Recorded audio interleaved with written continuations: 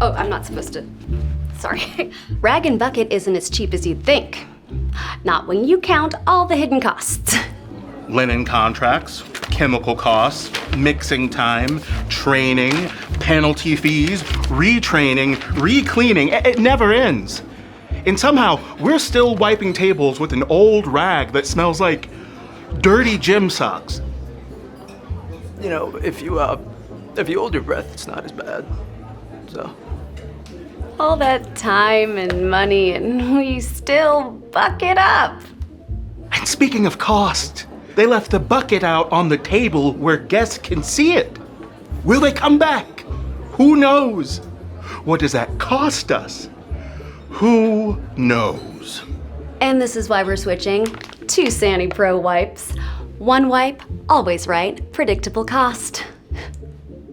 Don't bucket up. Wipe out doubt with Sani Pro. I love them.